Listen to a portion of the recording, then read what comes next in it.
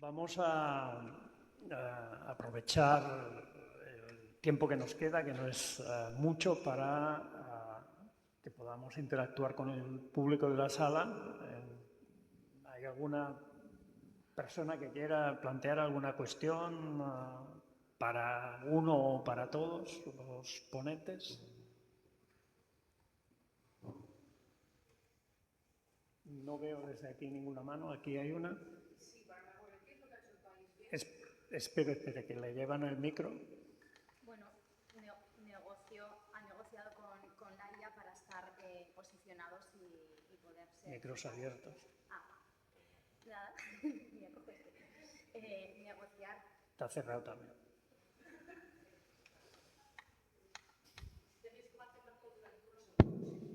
Ahora, negociar con la IA, con empresas de IA, para estar bien posicionado y referenciado.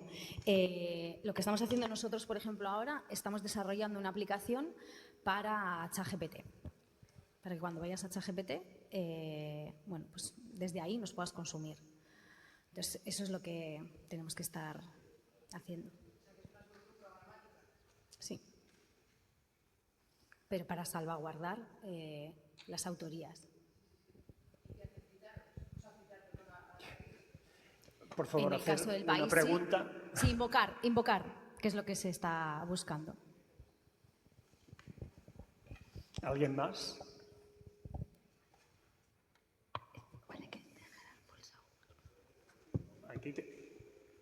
¿Alguien le acerca el micrófono al profesor Sierra?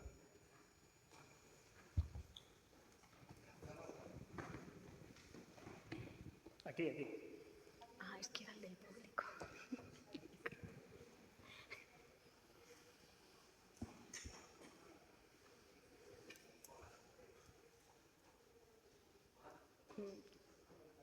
Abrid el micrófono de mano, por favor. Me consuela.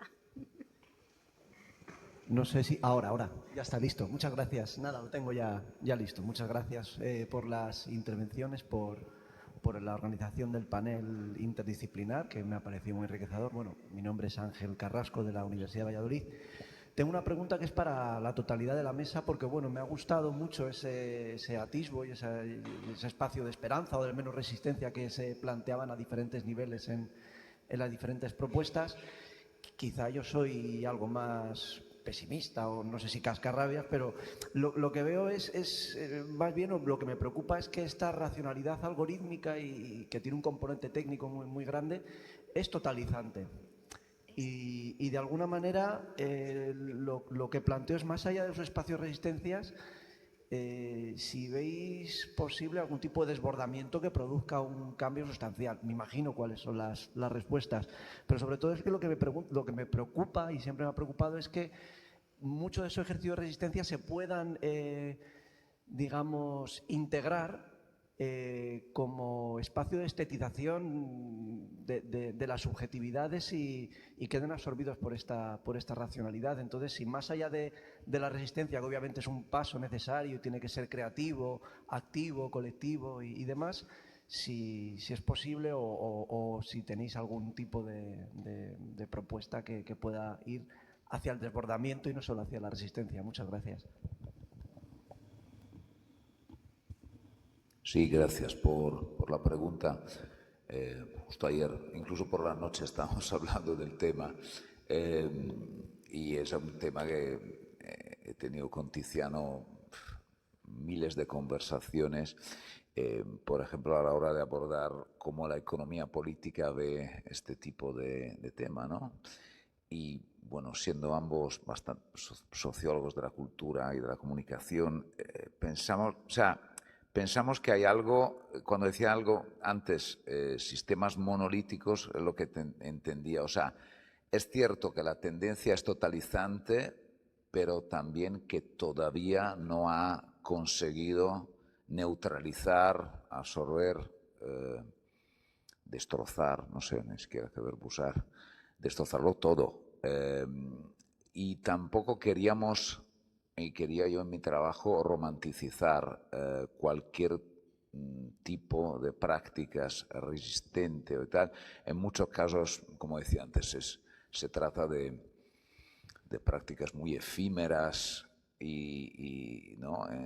Casi que recuerdan mucho la táctica, los medios tácticos ¿no? de lobbying y todo eso. Pero eso no les quita importancia, ¿no? Nosotros bebemos mucho de Scott, ¿no? de ese tipo de antropología, con prácticas que tienen mucha importancia. Y eso no descarta un cambio más estructural. Lo que pasa es que pensar solo en un cambio revolucionario que pueda subvertir el sistema es también un problema, porque luego se deja de dar importancia a todo lo que no sea un cambio completo. Además, sabemos que las revoluciones tampoco es como un reset completo, ¿no? Hay mucha, o sea, no hay ninguna revolución sin muchos problemas, sin mucha sangre, mucha violencia, y también con las consecuencias son siempre mucho más caóticas de lo que... Entonces, esa también es un ideal que no existe. O sea que, pero estas prácticas y su suma, ¿no? Alguien que trabaja con movimientos sociales, sé que normalmente la atención siempre es sobre lo que está el performance mediático, y tras las bambalinas, ¿no? Lo que Melucci llamaba las redes sumergidas, se les da menos importancia, pero son las que vertebran el cambio y los cambios. Y hay muchos tipos de cambios culturales, sociales, políticos, etcétera. Y no se puede pensar solo que el cambio es uno y tiene que ser 100% de tal, pues si no, pues no, estamos un poco no matizando los varios tipos de cambios. Y a la vez estos suman y pueden llegar a la creación de un sindicato, como hemos visto, que rechace, por ejemplo, el uso de reconocimiento facial ahí, o en sindicato en Amazon que rechace la vigilancia continua, robotización de las personas con Smalls y con los otros que hemos visto. Estos tienen cambios reales, pero tampoco podemos ignorar o minimizar todo ese mundo y toda esa ecología de otros cambios, ¿no? Con ese tipo de actitud un poco, ¿no? Que algún tipo de economía política para mí ha tenido, ¿no? Como que de alguna forma, aún siendo alguien que utiliza estos marcos de forma, porque me parecen muy potentes.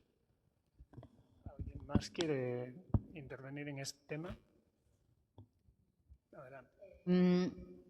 A mí me parece muy importante, o sea, efectivamente siempre hay una fagocitación por parte del sistema capitalista de cualquier forma de resistencia. Todo te lo empaqueta, te lo tal y te lo vende, ¿no? O sea, y es uno de los grandes problemas. Yo me he pasado la vida viendo cómo pasa eso con cosas que propongo y es total y absolutamente frustrante.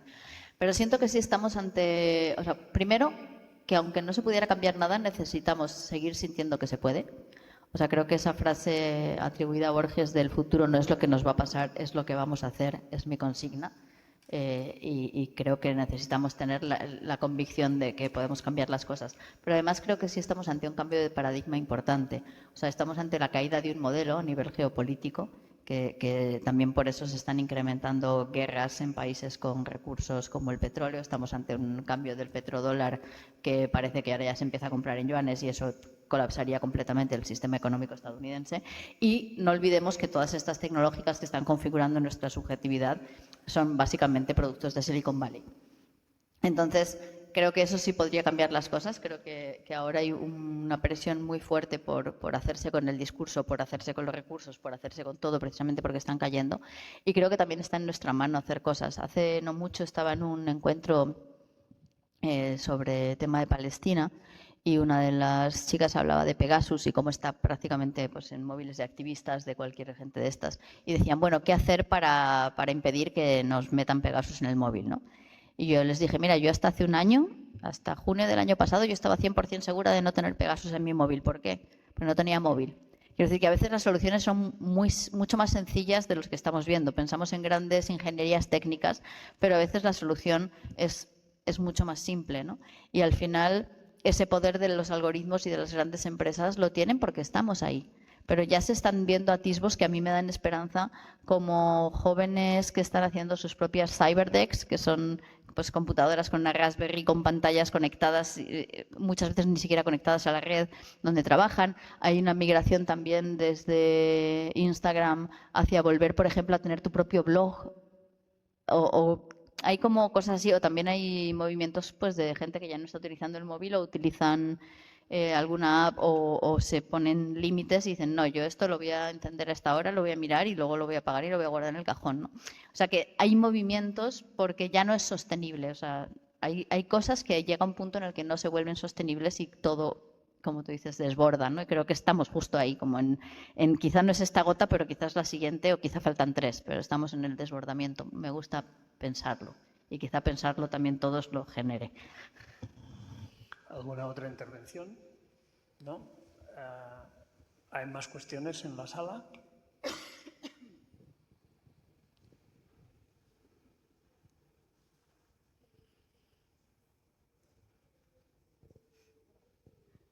¿Abréis el micro de mano? Hola. Bueno, daros las gracias a los 4 y un poco siguiendo el hilo que había abierto el compañero de la Universidad de Valladolid y lo que ha comentado Emiliano y Eurídice, que al final se habla de que este tipo de problemas que está generando el ecosistema digital podrían solucionarse con regulaciones y se pone mucho el foco en el tema de, bueno, de que se aborde esto desde un punto de vista jurídico. Pero al final eso queda un poco en papel mojado, porque si la mayoría del medio digital sigue funcionando bajo una arquitectura que está enfocada en la acumulación de capital y bajo sus propias lógicas, ¿qué sentido tiene que regulemos? Y al final es que es eso, es la propia estructura de lo digital que sigue teniendo sus propias lógicas, ¿no? Entonces no sé qué podríais vosotros comentar respecto a esto. Por decir, indudablemente es difícil, pero, y Emiliano lo decía muy claro también, o sea, esta gente que está detrás de esos sistemas ni siquiera respeta el juego democrático, ¿no? Entonces, algo hay que hacer y esa es la primera herramienta. La última, y como decía, quizás evitable, ¿no? Pero que sería también la propia revolución. De todas maneras, realmente no podemos dejarles campar a sus anchas, que es apenas algunas limitaciones, pero muy pocas les estamos poniendo. Me encanta esa pregunta. Efectivamente, hablar de regulaciones cuando ni siquiera podemos entrar a comprobar que las estén cumpliendo, o sea, cuando sus propias cajas negras no nos permiten entrar a ver efectivamente qué están haciendo con los datos o efectivamente cómo funcionan sus algoritmos, es papel mojado. Pero precisamente por eso sí hay una regulación que serviría muchísimo y que quizá haría como ha hecho en otros lugares que las plataformas dejen de operar en nuestro país, lo cual la verdad que a mí no me preocuparía demasiado, pero es precisamente que los algoritmos sean auditables. Es decir, bueno, pues si vas a operar en mi país y esto es algo que necesito poder asegurarme de que efectivamente cumples toda la regulación, por lo tanto yo tengo que poder entrar a tu algoritmo, tengo que poder entrar a tus datos, todo tiene que ser transparente y tengo que ver que efectivamente lo estás cumpliendo. Seguramente si se pusiera esa ley, muchas plataformas abandonarían porque esa estoy segura de que no quieren cumplir, porque las otras pueden fingir que cumplen. Y es muy difícil demostrar que no, pero creo que esa sería una norma básica. ¿Alguna pregunta más? Sí. Hola. Aquí estoy arriba. Adelante. Bueno, muchas gracias a los 4. La verdad que me llevo muchas cosas, muy inspirador y muchas preguntas. Yo tenía un comentario para Nagore, que a ver si sé articularlo bien. Claro, me da la sensación con tu ponencia que se plantea como un poco como siguiendo con Emiliano, una suerte de inevitabilidad en el que los futuros de los medios van a estar siempre mediados por algoritmos y que para sostener o lidiar con eso desde medios más pequeños o independientes o lo que sea, tenemos que provocar como una especie de escritura criolla maquínica en el que escribamos para las máquinas o también para las máquinas como una suerte de destino inevitable para la supervivencia. Pero me parece, no sé, o sea, o te pregunto si no es interesante pensar en alternativas no mediadas algorítmicamente como una alternativa viable, defendible y que funciona, ¿no? Como, o O sea, me da la sensación, no sé si esto es algo que yo pienso y que bueno, me gustaría discutir, que se plantea como una supervivencia disminuida de ciertos medios en el que al final tenemos que escribir para las máquinas para poder sobrevivir en un espacio que no controlamos ni mucho menos, ¿no? Entonces, pensando como en la teoría, por ejemplo, de los bosques oscuros de Internet, en la que muchas comunidades están gestionando, o sea, están creando formas de estar en Internet en espacios más pequeños, más reducidos, pero que no están mediados por algoritmos, ¿no? Y esto se busca activamente. No, es algo quizá más de nicho, pero no sé, pienso por ejemplo en el mundo musical, en Bandcamp, que es una plataforma que funciona con muchísimos usuarios, muchísimas ventas, y funciona justamente porque no hay un algoritmo de hiperpersonalización, no hay como... No, o sea, no existe esa mediación, y obviamente en el mundo más nicho musical de gente más indie, pues eso se busca. Pero bueno, no podemos pensar estas alternativas también para medios de comunicación pequeños que sean como un poco más ambiciosas, ¿no? que la supervivencia. Ojalá, ojalá.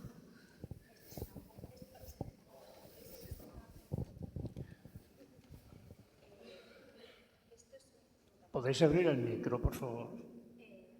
Pues sí. Ahora, esto es una movida brutal en todos los aspectos de la vida y en todos los sectores. Todo. No hemos conocido nada igual. Y la evolución de la IA llevaba un camino a zancadas, pero de lo que ha pasado desde enero hasta ahora ha sido exponencial. Y esto va a más. Esto es como cuando nació Amazon, si se iba a comer el comercio local. Yo sigo comprando debajo de mi casa en alguna tienda. Ahora te diré que cada vez menos. Y por principios intento hacerlo. Pero la vida me va llevando a que en la ferretería de mi barrio cada vez hay menos cosas y acabo comprando online en Leroy Merlin porque cuando llego a casa a las 10 de la noche no tengo. Entonces, yo puedo daros un discurso súper positivo y tal, pero y ojalá, y súper idealista, y habrá gente que efectivamente lo consiga y que habrá personas que efectivamente pues, mantengan esos principios y esas formas de vida y esos valores y efectivamente podrán sobrevivir esos medios, pero también se tendrán que transformar. Es como cuando hacíamos revistas en papel. ¿Y qué pasó? ¿Hay medios que siguen editando en papel? Sí. ¿Qué pasó? Bueno, pues ya lo hemos vivido una vez con una revolución, hemos vivido una digitalización, pero lo de la IA no tiene ni punto de comparación. O sea, yo creo que nos va a arrasar. Ahora, pienso como tú, ojalá podamos mantener cierto tipo de cosas. Para mí yo estoy en tu lado porque yo trabajo en un medio de comunicación en el País Vasco. Para mí el euskera es fundamental. Nuestra cultura es fundamental. Si compito con la BBC, pues apaga y vámonos. Pero yo también tengo mi público. Entonces, la tecnología también me vale para llegar a más sitios, para que me encuentren en otros lugares. No te puedes ni imaginar el Conquist, lo que se ve en Venezuela.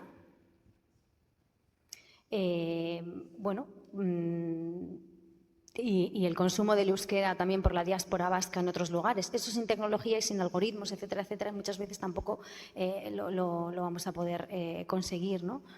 Pero creo que hay que mantener las dos cosas, los pies en la tierra, los principios, los valores, hacer las cosas bien, pausadas, con calma, tal. Y por otra parte, en una carretera paralela, innovar, estar al día, intentar hacerse un hueco, comerse. Nosotros los medios más pequeños, bueno, la ITV no es pequeña, pero entiendo lo que dices, estos medios más chiquitines tienen un reto mucho mayor. También tienen unos KPIs o unos objetivos que no tienen por qué ser numéricos o de número de lectores diferentes, pero bueno, que no podemos estar en el discurso de ¿por qué no miramos otras alternativas? No sé qué. Sí, podemos estar en ese discurso, pero también yo te invito a que des pasos en el otro lado, porque es que si no, es que esto es imparable. O sea, ojalá no fuese imparable en algunos aspectos, pero es que es imparable. Entonces, bueno, pues pondremos las puertas al campo en aquellos lugares donde podamos poner o levantar algunos muros, pero es poner puertas al campo. Mi humilde opinión, ¿eh? Muchas gracias. Bueno, hemos concluido el tiempo que teníamos atribuido.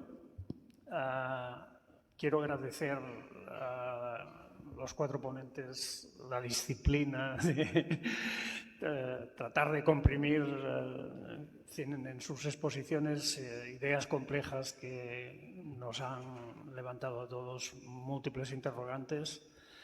La verdad es que me siento muy satisfecho con la idea que ha sobrevolado a las intervenciones, que es complejo pero no es inevitable. Y yo creo que esto nos manda un mensaje de esperanza. Evidentemente, para que sea evitable habrá que trabajárselo, pero me parece que tener esta perspectiva de que se pueden hacer cosas una vez que se entiende cuál es el problema, encontrar formas de contrarrestar los elementos negativos y potenciar aquellos que tienen trascendencia para mejorar la sociedad. Así que muchas gracias, un aplauso para ellos porque nos han estimado.